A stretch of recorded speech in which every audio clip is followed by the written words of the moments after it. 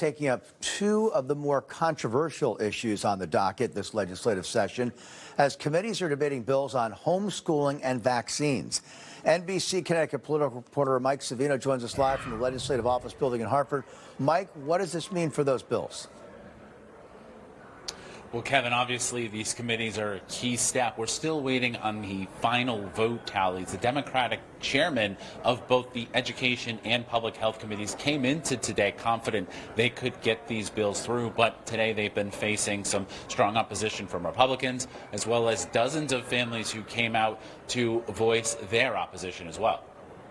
What we are trying to do is have some system for the people who are withdrawing their children to hide neglect or abuse. The Education Committee today voting on a bill to set guidelines for homeschooling families. Starting in 2028, families who pull their kids from school would need to show they are providing an education at home, either through standardized testing or by submitting a portfolio of work. This is completely turning upside down the whole order of authority when it comes to parents and the state over our children. Homeschooling families and Republicans continue to object, but Representative Jennifer Leeper says it's a response to two high-profile cases last year where DCF was involved with families who pulled their kids from public schools.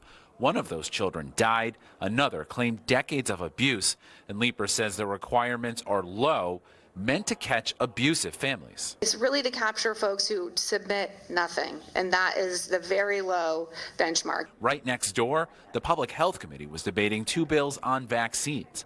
Democrats say this gives the Public Health Commissioner more ability to secure vaccines. Republicans warn this bill would further strip away people's rights to claim religious exemptions from vaccine requirements. If you do not have the CDC on board and the ACIP on board, the state of Connecticut cannot buy those vaccines.